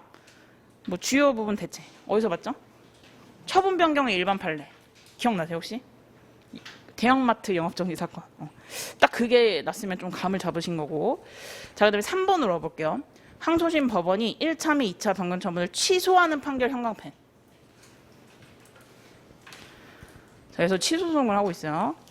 자, 그대로 확정 형광펜. 자, 여기서는 그 다음에 피고가 취할 조치에 관한 설명하시오. 쭉 밑줄. 취소하는 판결 선고 그대로 확정. 여기서 말하는 건 뭘까요? 찾으셨나요? 판결의 효력. 여기선 무슨 판결인 거죠? 취소 소송을 걸었는데 취소하는 판결을 선고하여 그대로 확정되었다. 인용 판결이죠. 그죠? 인용 판결, 기속력에 대한 논점인데 또 볼게요. 자, 원고, 피고 이렇게 나왔으면은 원고랑 피고가 누군지 정확하게 체크를 하셔야 돼요. 시험장에서. 갑을 이런 거 있죠. 그래서 가끔 수험생분들 중에서 시험장 가시면 이게 눈에 뭐가 씌우셔가지고 갑을 이렇게 바꾸던가 피고나 원고를 이렇게 바꿔서 생각하시는 분들이 있더라고요. 근데 어쨌든 피고가 취할 조치 동글뱅이. 이거 조치니까 뭐지? 이러실 수 있는데. 자, 그러면 다시 사실관계로 와볼게요. 자, 사실관계가 복잡한 문제가 나올 수 있어요. 만약에 법규로 난이도를 조절한다면은 첫 번째 방법은 사실관계를 엄청나게 복잡하게 주는 거예요. 그래서 이 100점 안에 멘탈이 막 흔들리도록, 멘탈이 일부러 흔들리는 거예요. 그럴 때는 정신 바짝 차리시고 주어, 그죠? 주체, 주인공이 누군지 문제 주인공. 그 다음에 여기서 주장하는 핵심 쟁점이 뭔지 이런 걸 찾으신 거예요. 첫 번째는 난이도 조절은 사실관계를 기가 막히게 막 복잡하게. 두 번째는 논점을 엄청 많이 준다든가, 세 번째는 C급, D급을 내버린다든가 이런 방법이 있어요. 자, 그러면은 가폐운 주식회사, 앞으로 가폐운이라고 한다. 가폐운 동글뱅이. 99년 3월 4월경 자, 인천해양경찰서장 동글뱅이 행정 주체죠. 이 사람이 피고래요. 피고 동글뱅이. 부터 한 줄 내려오시면은 요런 옹진구의 사이에 항로, 이 사건 항로라 한다. 도선을 운행하는 자, 네모 박스 도선 사업 면허 처분이죠. 행정해입니다. 바다 선박 쭉 밑줄게요. 319톤 정원 394명 이하 기존 선박 동글뱅이를 운항 중이다. 자, 근데 가폐운은 기존 선박이 노후화되자 피고에게 누구에게? 경찰서장에게 쭉 밑줄게요. 새로운 대형 선박 715톤 정원 504명 이하 신형 선박이라고 한다를 교체하는 내용의 도선사업 면허 변경을 신청하였고 피고는 이를 받아들여 자, 현관펜 도선사업 면허의 변경 처분을 하였다. 그리고 이거를 우리 사실관계에서 1차 변경 처분이라고 한다. 1차 변경 처분 동글뱅이. 자, 그러면 처음에는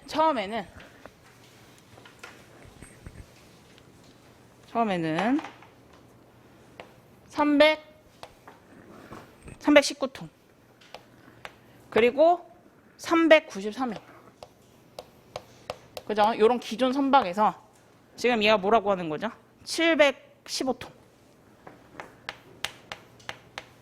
그리고 정원은 더 늘어났죠. 504명 요걸로 바꿔줘 했더니 바꿔줬어요. 자, 그 다음에 가폐운과 마찬가지로 이 사건 항로에서 해상역의 운송사업을 영위하여 자, 가폐운과 경쟁 광고에 있는 원고 형광펜 그리고 원고 동글뱅이 그리고 쭉 밑줄 칠게요. 1차 변경 처분이 그죠? 이게 1차 변경 처분이 원고의 해상역의 운송사업의 영업권을 침해하여 위법하다고 주장하면서 취소를 구하는 소를 제기했고 자, 1차 변경 처분의 상대방은 1차 변경 처분 그죠? 가폐운이죠. 근데 가폐운이 아니라 다른 원고 이거 누구예요? 경쟁 관계에 있는 뭐 A 해운 이런 거겠죠. A 해운, B 해운 뭐 이런 거겠죠. B 해운, 프라임 해운 이런 거 있겠죠. 자, 그러면 이 원고와 갑의 관계는 뭔가요? 여기서 뭐예요? 경업자예요? 경원자예요? 경업자죠. 왜 경업자죠? 그쵸? 이미 이 사람도 하고 있었어요. 근데 얘가 더 많이 그죠? 더 많이 할 것 같으니까 지금 취소송을 제기한 거죠. 처분의 상대방이 아닌 제3자 누구? 경업자. 자, 경원자라고 생각하신 분들은 경원자가 되려면은 이렇게 함으로써 다른 일방은 아예 여기 운송사업을 못하게 돼요. 그죠? 일방의 허가가 타방의 불허가로 기결이 돼야 돼요. 여기는 경업자입니다. 경쟁관계입니다. 자, 그래서 취소를 구하는 소를 제기하였고 1심 법원은 원고의 주장을 받아들여 1차 변경을 처분을 취소하는 판결을 선고했습니다. 1심에서. 자, 근데 피고의 항소로 항소심이 계속되던 중 피고는 자, 이 피고는 누구예요? 지금 행정주체, 행정청이에요. 그죠? 쭉 밑줄 칠게요. 1차 변경 처분의 다른 내용은 그대로 유지하면서 신형 선박의 정원을 393명으로 감축하는 내용의 도선사업 면허의 변경 처분하였다. 2차 변경 처분한다. 동글뱅이. 자, 그러면 1차 처분의 다른 내용을 유지한 채 뭐만 바뀐 거죠? 정원만 393명으로. 그럼 다른 건 유지했다고 하니까 이건 유지가 된 거죠. 그죠? 자, 이 피고는 누구? 행정청. 지금 행정청 스스로가 계속 변경하고 있는 거죠. 여기 심판위원회가 껴있나요? 행정심판이? 안 껴있어요. 그죠? 그러니까 원처분주의 재결주의 논점 아니에요. 대상적 격에서. 그럼 우리가 알고 있는 처분 변경을 딱 머릿속에 펼쳐야 돼요. 언제? 시험장에서. 자, 처분 변경에 두 가지 딱 있죠. 일반적인 경우 판례. 지금 딱 이 케이스에 맞아 떨어지죠. 두 번째는 그죠? 금전 관련 처분인 경우 500만 원에서 100만 원 줄고 100만 원에서 500만 원 늘리고 감액 이런 것들 있죠. 감액 금전 처분. 자, 근데 일단 이 두 가지 케이스에서는 일반적인 케이스죠. 그럼 일반적인 판례 케이스에서는 뭘 따지죠? 그죠? 실질적으로 변경했거나 완전히 대체가 되는 거나 아니면 종전 처분을 그대로 유지한 채 남아있거나 이렇게 보는 거죠. 자, 그래서 다시 문제 1번. 원고는 2차 변경 처분을 동글뱅이 다툴 소의 이익 동글뱅이 있는지 설명하시오. 여기서 원고 누구? 원고 누구예요, 여기서? 그렇죠. 원고 지금 누구야? 처분의 상대방이 아닌 어떤 뭐 A라는 해운이겠지. 그죠? A라는 해운이겠지. 뭐 세종 해운 뭐 이런 거겠지. 자, 근데 소의 이익. 자, 소의 이익이 뭐예요? 소의 이익. 소를 제기할 이익이 있는가? 소의 이익. 강의의 소익이 뭐예요? 강의의 소익. 자꾸 오늘 화내는 것 같네. 강의의 소익이 뭐예요? 약간 오그라드는데. 강의의 소익이 뭐예요? 대상적격, 원고적격, 하나 더. 협의의 소익. 자, 그럼 대상적격, 원고적격이 충족이 돼요. 그럼 협의의 소익은 있는 것으로 추단되죠. 그래서 저 같으면 문제의 소재를 잡고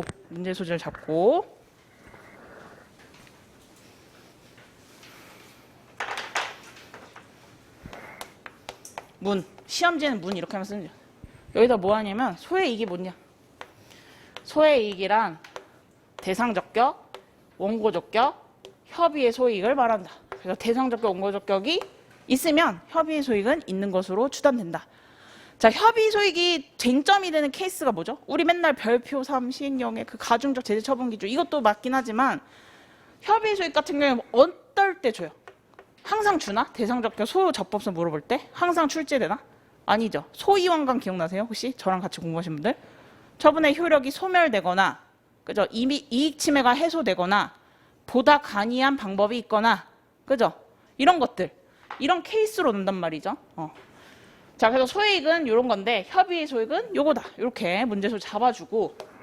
자, 그럼 문제 1번이 원고의 2차 변경 처분이에요. 근데 2차 변경 처분. 자, 근데 우리가 이미 판례를 알고 있어요. 일반적인 판례 기준을. 뭐였죠? 자, 이게 1차고 이게 2차예요.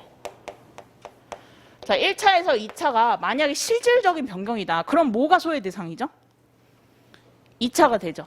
근데 실질적인 변경이 아니라 일부를 취소하거나 추가하고 철회하는 경우, 이런 경우는 뭐죠? 종전 처분이 대상이 되죠. 그죠? 결국 이거는 어떻게 보여요? 어떻게 보이세요? 일부 취소하고 철회하고 추가 변경한 것으로 보인다. 손 든 사람 70점. 손 안 든 사람 반대예요, 설마? 자, 이거는 뭐죠? 일부만 취소한 거죠. 일부 취소된 거예요. 일부 취소된 거. 실질적으로 변경한 게 아니에요. 실질적으로 변경할 때 제가 항상 드는 예가 있죠. 뭐죠? 업무정지 6개월을 과징금 500만 원을 바꿨을 때 종이 달라지는 거. 이거는 뭐예요? 일부만. 그죠? 일부만 변경이죠. 자, 이런 경우에도 일부 취소되고 남은 경우에도 그럼 뭐예요? 종전 처분으로 가는데 대상 적격 뭐예요? 종전 처분. 대신 취소되고 남은 것. 취소되고 남은 종전 처분. 취소되고 남은 원처분. 취소되고 남은 변경된 원처분이 됩니다. 그래서 대상 적격은 뭐다? 취소되고 남은 종전 1차 처분이 됩니다. 자, 근데 우린 이미 답을 알아봤어요. 원고가 2차 변경 처분을 다툴 소액이 여기다 답 안 된다. 끝. 이러면 되나요? 안 되죠. 안 된다. 끝. 이러면 안 되죠. 자, 이거를 설명해 줘야 돼요. 자, 그 다음에 2번. 자, 1번을 목차를 잡을지 뭘 목차를 잡을지 막막해. 그러면 2번으로 내려오시면은 피고는 여기서 피고 누구? 행정청은 항소심에서 2차 변경 처분으로 1차 변경 처분에 아까 제가 말씀드렸죠. 효력이 소멸 형각행위였죠. 하였으므로 원고가 제3자가 경업자가 1차 변경 처분의 취소를 구한 소의 이익이 없다고 주장하고 있다. 이 주장이 타당한지 여부에 관해서 설명하시오. 그런데 괄호에 또 한 번 줬어요. 혹시 모를까 봐. 2차 변경 처분은 1차 변경을 완전히 대체하거나 주요 부분을 실질적으로 변경한 것이 아니라는 것을 전제로 한다. 계속 문제에서 뭐라는 거야? 1차 변경 처분이다. 계속 대답을 하고 있어요. 문제에서. 그리고 30점. 물론 이제 법원 행시나 우리 시험이랑 조금 답안지는 달라서 이게 분량이 좀 다를 수 있지만 만약 우리 시험이라 쳐볼게요. 우리 시험 10점 30점. 10점 30점. 와 30점 협의의 소익 어떻게 다 쓰지? 이런 생각 안 드세요? 와 협의의 소익 해봤자 협의의 소익 목차가 뭔데? 협의의 소익 의미 취지 원고 적격의 구별 여부 그죠? 3번 12조 2문의 취소소송의 성질 4번 취소소송에서 소의 이익 소위 원간 그러고 항상 우린 별표 3 가중적 제재 처분 기준 성질 써서 20점 30점 썼는데 이제 못 써. 가중적 제재 처분 기준 여기다 쓴다? 논점 일탈. 논점 일탈. 협의 소위까지 끊어줘야 돼요. 그럼 10점 15점이라는 데죠. 그러면 물음 일단 3번은 그러니까 물음 2는 로마자 3은 우리가 협의 소위 단문을 넣어줄 거야. 그대로. 그죠? 우리가 외웠던 거. 소위 원간도 넣고 의 및 취지도 넣고 의 쓸게요. 취지. 원고 적격과 구별 다 단문에 있는 내용들이에요. 소송의 성질 그 다음에 효력이 소멸된 경우에 협의 소익 현실적 이익이 있는 경우에 가능하다 이런 거 있죠. 이런 거 쓸 거야. 그럼 15점. 자 이런 경우에 내가 배점을 완벽하게 못 채울 것 같아요. 그럼 어떻게 하냐면은 로마자 2에다가 소물음 1과 2가 관련된 걸 쓰세요. 그냥 소물음 1과 2가 공통적으로 관련된 게 뭐죠? 자꾸 변경처분 관련된 판례, 처분 변경에 관련 판례이죠. 그러니까 여기다 저 같으면은 처분 변경. 근데 처분 변경이라는 용어를 변경 처분이라도 불러요. 근데 저는 왜 처분 변경이라고 확정을 지었냐면은 나중에 우리 원처분주의 재결주에서 변경 처분이라는 단어가 나오죠. 근데 그거를 같이 쓰니까 수험생들이 너무 헷갈려 하시는 거예요. 그래서 저는 처음에 처분청이 스스로 변경하는 걸 처분 변경. 학자들은 이걸 혼용해서 써요. 근데 너무 헷갈리죠. 그래서 학자들이 부르는 거를 제가 딱 하나로 통일해서 말씀드린 거예요. 근데 만약 문제에서는 변경 처분으로 이걸 불렀다. 그리고 내가 알고 있는 그 처분 변경 의미다 하면은 요걸로 목차를 잡아주셔도 상관없어요. 그죠? 이론이 약간 이렇거든요. 이론이. 내가 알고 있는데 출제자가 원하는 방향으로 써주는 거예요. 이론도 그렇습니다. 저 이론도 되게 잘하거든요. 그래서 어쨌든 이렇게 상관은 없어요. 상관없어. 근데 좀 찜찜하다 하면 이렇게 가로 열고 쓰면 돼요. 시간이 좀 많이 지나겠지만 빨리 해볼게요. 자, 그럼 요걸 쓸 것 같아요. 그럼 처분 변경에서 우리가 뭘 배웠는데? 일반적인 경우, 그 다음에 금전 관련 처분 배웠죠. 금전 관련 처분 여기다 쓸 거예요? 안 쓸 거죠. 지금 문제에서 핵심 논점 아니죠. 뭐만 쓴다? 일반적인 판례 쓰시고 사안은 결국 뭐다? 취소되고 남은 종전 처분이다. 종전 처분이다. 이렇게. 자, 그러면은 로마자 3이 이제 물음 1이 되겠죠. 자, 물음 1에 아까 뭐라고 내가 문제 소재 뭐라고 맛깔나게 쳐줬냐면은 대상 적격, 원고 적격, 협의의 소익보다 소익이다. 그러니까 여기다 간단하게 원고 적격 쓸 것 같아요. 저 같으면. 이거 물음 1이에요. 물음 1. 그리고 원고 적격이 있는데 지금 뭐다? 이게 지금 문제가 제3자다. 근데 경합자는요? 경쟁관계 있으면 인정해 주잖아요. 그죠? 그래서 일단 오케이. 인정. 원고 적격 인정. 자, 소위. 자, 일단 대상 적격에서 이미 끝났습니다. 그죠? 저희가 이미 로마자에다 빼서 대상 적격에서 뭐라고 할 거냐면은 2차 변경 처분이 아니라 취소되고 남은 종전이 1차 변경 처분이라고 대상 적격을 확정을 지을 겁니다. 그래서 2차 변경 처분 같은 경우에는 소액이익이 없다. 이렇게 쳐줄 거예요. 그래서 이미 로마자 2에서 공통된 걸 뺐기 때문에 1번, 2번 목차, 그 다음에 사안의 경우 이렇게 하셔도 충분히 점수를 채울 수 있습니다. 자, 그 다음에 로마자 1을 관련 내용을 미리 뺐기 때문에 요거는 뭐가 되죠? 로마자 4.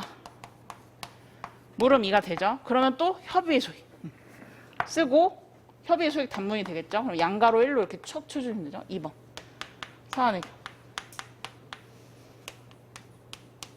이렇게 잡아주시면 되죠. 자, 그 다음에 로마자 이제 그 다음 거는 3번. 물음 3번. 물음 3번. 자, 항소심이 1차 및 2차 변경 처분을 취소하는 판결을 선고하여 즉 인용 판결 그대로 확정되었다고 가정할 경우 피고가 취하여야 할 조치에 대해서 설명하시오. 뭘까요? 기속력은 찾았고. 자, 기속력의 내용에 뭐가 있죠? 내용, 반제원, 반복금지 의무, 재처분 의무, 결과 제거 의무, 원상회복 의무, 그죠? 자, 근데 피고가 취해야 할 조치 좀 어렵게 나오긴 했어요. 자, 재처분 의무 같은 경우에는요, 거부나 절차상 위법으로 취소된 경우죠. 반복금지호는요, 반복금지호는 혹시 게임 좋아하세요? 게임에 패시브 스킬 있죠? 항상 갖고 있는 거. 기속력은 반복금지 의무는 항상 갖고 있는 거예요. 자, 그러면 취소 판결이 확정됐어요. 그럼 또 똑같은 내용으로 또 똑같은 변경 처분할 수 있나요? 없습니다. 없어요. 그래서 결국 이 취해야 할 조치는 기속력의 내용이 핵심 내용이 됩니다. 근데 10점 나왔죠? 그러니까 또 뭐예요? 모름 3. 자, 기속력의 단문을 쓸 건데 우리가 주로 그동안 연습하던 기속력의 단문은 그러니까 기속력의 문제는 뭐였냐면은 기사동. 그죠? 기본적 사실관계 동일성이 있는지. 그게 어디에 있는 거죠? 기속력의 범위. 주관적, 시간적, 객관적 범위 있을 때 객관적 범위를 많이 포섭한단 말이에요. 근데 이 문제에서는 지금 주식액이 논점이에요? 논의가 아니에요. 그죠? 내용이 논점이에요. 그런데 기속력의 마음이 급하니까 섞이는데 기속력의 의 미치지 안 쓰실 거예요? 써야죠. 주된 요점이니까 의 미치지. 자, 그 다음에 항상 우리가 범위를 앞에다 썼어도 이때 뭐 뒤에 쓰거나 이런 건 상관없어요. 근데 범위는 주식액으로 간단하게 한 줄 처리 다 묶어서 쓰는 거예요. 여기다 주식액이 있다. 3번 내용. 내용에서도 반제원에서 뭐가 제일 논점이 되냐면 재처분 의무는 아니죠. 그죠? 재처분 의무는 아니죠. 그러니까 반제원이 있다 하고 그 중에서도 우리 반복금지원은 패시브 스킹을 쓰지고 그 다음에 결과 제거 의무, 결과 제거 조치 의무가 있다. 이렇게 쓸 것 같아요. 그래서 사안의 경우 마지막으로 끝으로 사례 해결 해서 물음 1, 물음 2, 물음 3 답작 이렇게 쓰시면 됩니다. 자, 그러면 다시 앞으로 그 뒤로 오시면은 자, 우리 판시상 보시면은 자, 일단 요 판례 자체는 별 3개로 좀 해주시고 별 3개로 좀 해주시고 우리 판결 요지로 오시면은 행정처분을 다툴 소의 이견을 개별 구체적 사정으로 판단해야 되고 행정처분의 무효 확인 취소를 구하는 소가 재소송하신 소의 이익이 있어 적법하더라도 쭉 밑줄칠게요. 소송 계속 중 처분청이 다툼의 대상이 되는 행정처분을 직권으로 취소하면 그 처분은 효력을 상실하여 더 이상 존재하지 않으므로 존재하지 않은 처분을 대상으로 한 항고소송은 형광펜 원칙적으로 소의 이익이 소멸. 하지만 다만 이제 밑줄 안 치셔도 돼요. 처분청의 직권 취소에도 완전한 원상회복이 이루어지지 않아 무효나 취소로서 회복할 수 있는 다른 권리나 이익이 남아있거나 소송 당사자 사이에서 처분과 동일한 사유로 위법한 처분이 반복될 위험성이 있어서 이럴 때 위법성 확인 내지 불분명한 법률 문제에 대한 해명이 필요한 경우에 적법성 확보가 그다음에 사법통제, 국민권리구제 확대 등 측면에서 밑줄 예외적으로 처분의 취소를 구할 소익이 있다. 판결요지 2번 별표. 자, 선행처분의 주요 부분을 실질적으로 변경하는 내용으로 동글뱅이 후행처분을 한 경우 밑줄. 선행처분은 특별한 사정이 없는 효력은 상실하지만 쭉 밑줄게요. 후행처분이 선행처분의 내용 중 일부만을 소폭 변경하는 정도에 불과한 경우에는 선행처분은 소변하는 것이 아니라 1차 변경처분은 소멸하는 것이 아니라 후행처분에 의하여 2차 변경처분에 의하여 형광펜 변경되지 아니한 범위 내에서 그대로 준송. 그래서 남은 원처분이 있다. 자, 그 다음에 판결요지 3번째 문단 조그마한 별 하나만 해주시고 하나, 둘, 셋, 4번째 줄 보시면은 기존의 업자는 있죠.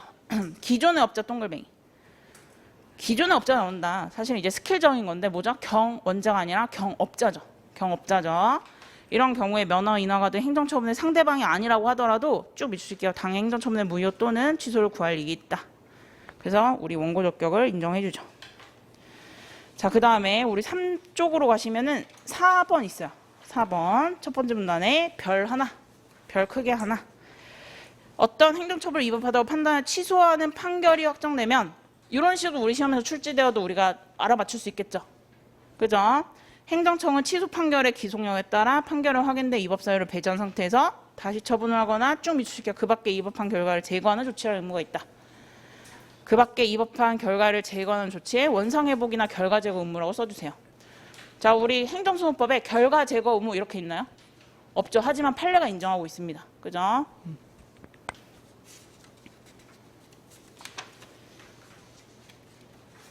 자, 그래서 우리 5쪽으로 오시면은 5쪽에 맨 마지막 하단, 맨 마지막 문단. 자, 2차 변경 처분은 1차 변경 처분을 완전히 대체하거나 주요를 실질적으로 변경한 것이 아니라 다만 땡땡땡호의 정원 일부만을 감축하는 것에 불과하다. 지금 이 케이스는 일부 취소에 불과하다. 정원 부분은 성질상 변경 처분의 나머지 부분과 불가분적인 것이 아니므로 쭉 밑줄 1차 변경 처분 중 2차 변경 처분에 의하여 취소되지 않고 남아있는 부분이 항고소송 대상이 된다. 답입니다. 사례 해결을 이렇게 쓰시면 돼요. 그죠? 대상적 격에. 넘겨보시면 첫 번째 문단에 마지막 줄 보시면은 첫 번째 문단에 방가로 있죠. 따라서 있죠. 쭉 밑줄게. 원고는 2차 변경 처분의 무효 확인해야 취소를 구할 소외이익이 없다. 1차를 대상으로 하라고 합니다. 판례는. 그죠? 1차. 종전 처분. 자, 그 다음에 6쪽에 하단에 보면 나 소외이익 인정 여부 있죠? 나 방가로 1 이렇게 있죠. 앞서 본 바와 같이 있죠. 거기다가 이렇게 묶어주시고 조그만한 별. 요게 답입니다. 한번 읽어보세요. 나중에. 방가로 1. 그리고 7쪽으로 오시면은 또 똑같은 말이에요. 그래서 세 번째 줄 보시면 기속력에 따라 기속력 동글뱅이 하시고 결국은 결과 제거 의무나 재처분 의무 같은 게 있다. 그리고 거기서 세 번째 두 줄, 세 줄 내려오시면 따라서 피고는 있죠. 좀 밑줄게요. 취소 판결의 기속력에 따라 자, 피고는 행정청은 아까 취소 판결의 기속력에 따라 쭉 밑줄 입법한 결과를 제거하기 위해서 이러이러한 관련법에 의하여 세종해운에 대해서 이 사건 항로에서 땡땡땡5의 운항을 중단할 것을 명령하는 등의 필요한 조치를 취한다. 쭉 밑줄. 이게 답입니다. 그죠? 마지막 물음이 답이죠. 그래서 결과 제거 의무. 자, 그럼 한 장 넘겨보시면 8조. 자, 파이널 단가 1주차 문제 2번인데 요게 그대로 나왔어요. 제가 그대로 문제를 줬는데 다만 뭐만 좀 변형이 됐냐면은 1번 15점, 2번 35점이고요. 대신 제가 배점을 2번에 배치하면서 배점만 조절한 거거든요. 그래서 배점을 조절하려고 제가 뭘 이렇게 했냐면은 뭘 장난쳤냐면은 문제 2번 보시면 딱 보입니다. 문제는 그대로예요. 사실관계도 그대로고 그대로인데 보시면 제가 가로에다가 제소기간이 도과했다. 그죠? 그 다음에 비효표준지 선정은 뭘로 본다? 취소사유 위법으로 본다. 그럼 이걸 배점을 늘렸을 때는 뭘 포섭을 해야 되죠? 비효표준지 선행행위 처분이 위법이고 취소사유인지. 그 다음 제소기간 같은 경우에 날짜가 없죠. 그럼 그냥 도간 것으로 가정하고 이렇게 쓰시면 돼요. 이런 것들이 조금 빠진 것 뿐이에요. 그래서 똑같습니다. 자, 그래서 오늘 문제 같은 경우에 무난한 논점이고 혹시라도 못 썼더라도 괜찮아요. 못 썼더라도 괜찮은데 다만 복습하실 때 일반론 한번 다시 점검하시고 그 다음에 제가 연결되는 C급 말씀드린 거 조그만 거 있죠. 그거 한번 체크하시고 그 다음에 이 법원 행시 문제 같은 경우에 처분 변경 논점 있죠. 요건 한번 다시 한번 체크하되 기속력은 충분히 출제 가능성이 있거든요. 그래서 기속력은 특 A니까 단문을 한 번 더 보세요. 네. 그래서 우리 늦은 시간까지 너무 고생하셨고 우리 다음 주차에 건강한 모습을 뵙겠습니다. 고생하셨습니다.